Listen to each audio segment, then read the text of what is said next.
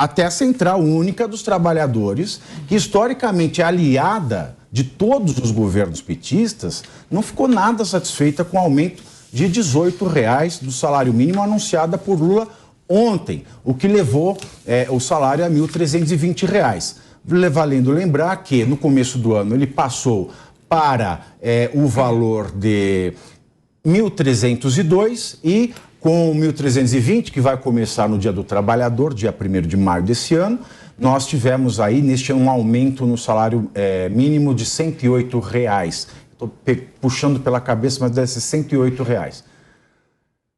108 ou 102? R$ 102,00. Porque era 1.218 e foi para 1.320. E o 2 era por flanelinha ontem. Que eu mandei, exatamente. Bom, a CUT ela queria um reajuste para R$ 1.382. E as críticas da Central foram manifestadas em nota oficial assinada pelo presidente da entidade, Sérgio Nobre. Aspas. Não iremos nos contentar com a proposta atual, nem aplaudir quem nos está lesando. É importante deixar claro que a CUT não foi consultada nem ouvida a respeito do novo valor do salário mínimo.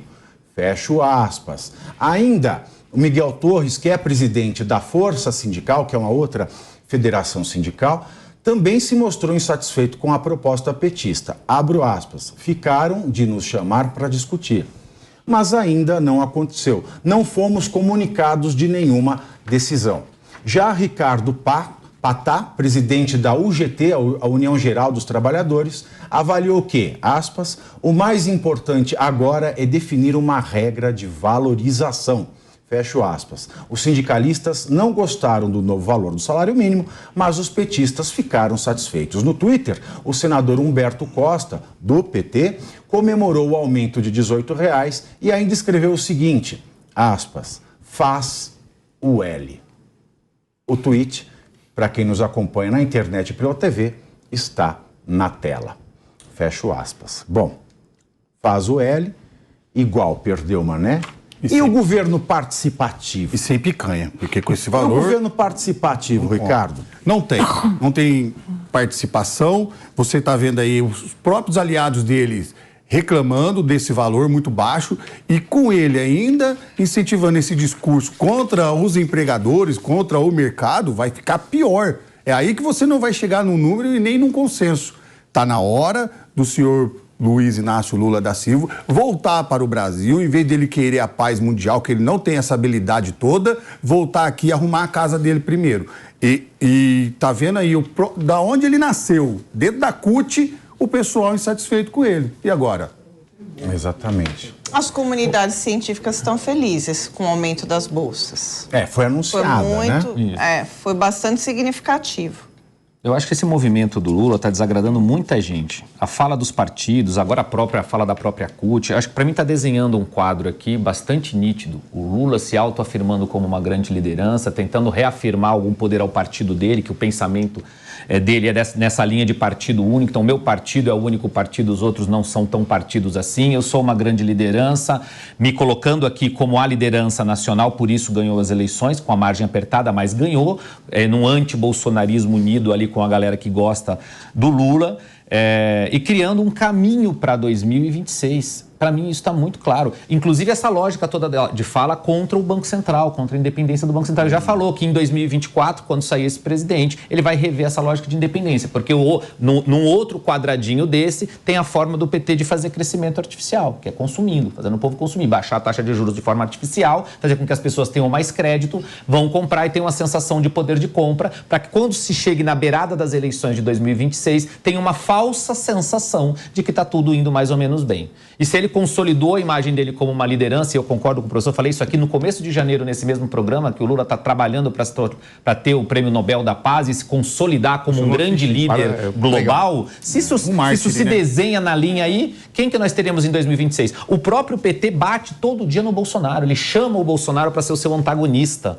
Sim. Todo tempo. Ele vai falar o quê? Dos feitos dele? Isso já fez até agora. Não está falando de feito nenhum, é porque não tem. Mas não tem feito, não tem. Agora, você tem veja, defeito. Ele falou isso, ele desagradou a CUT. Pô, você desagradar a CUT é sério, aliado histórico. Pavinato, no primeiro ano de mandato, você vai ver que no ano que vem um afagozinho, vamos fazer a lei para retomar a contribuição provisória, aí vem todo mundo, abraça de novo aquela grande lei. Hoje, a malfadeza se faz agora. Imagina a CUT tendo que explicar a UGT, a Força, tendo que explicar para o trabalhador por que o trabalhador não tinha condição de ir no jantar do PT, porque ele não tem condição de doar um mínimo para estar no mesmo Olimpo que aqueles que têm. Imagina que cena ingrata essa.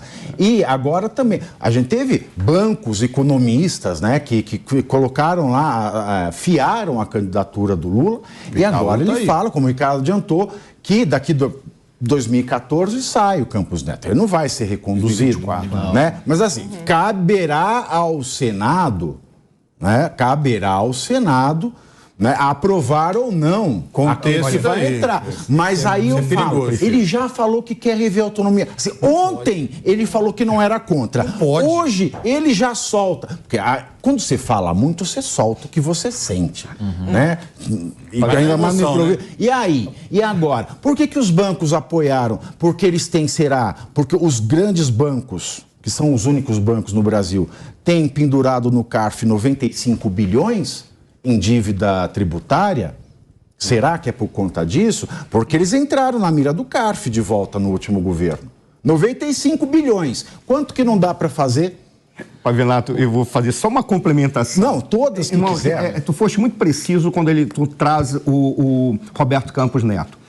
Para mim, a briga com a autonomia ou independência do Banco Central que o Lula está fazendo é manobra diversionária. Ele está se lixando para isso. O que ele quer é colocar o cara dele ali. Ele está dizendo assim, esse indivíduo não entende de economia, não entende de povo. Eu simplifico muito, porque tem pessoas que acham que a minha simplificação é porque eu sou ignorante da economia. Não, mas a função do Banco Central não é se preocupar com o desenvolvimento do país. Ele não está preocupado com isso. Ele tem que estar preocupado com a saúde da moeda. Porque se a moeda for saudável, o país se desenvolve sozinho com a sociedade livre. Só isso. O que ele quer? Botar o cara dele. Se ele falar, a independência do Banco Central não presta, aí todo mundo está dizendo não, isso é uma conquista civilizatória. Aí ele vai dizer, então o nosso problema é o quê? É esse cara que é o grande inimigo. Retira ele e vamos colocar aqui. Já imaginou? Mercadão? Olha o discurso que ele está fazendo de sou contra a liberdade, ele joga um negócio. O Lula é um grande negociador. Olha a fala dele que capciosa. Essa é a manobra. Olha a fala dele que capciosa. Ele quer tirar. Olha que fala distorcida. Até a Ju está concordando. Olha a fala. Eu vou ler a fala do Lula, entre aspas, porque olha a distorção que ele faz. A movimentação de baliza. A movimentação de baliza é a seguinte. Na minha análise, né, o discurso anti-vacina que foi feito no passado, ele peca pela movimentação de baliza. Ele põe coisas que não se coadunam no discurso científico, mas que guardam alguma semelhança para tirar uma conclusão pré-concebida. Ele faz o mesmo com a questão da economia.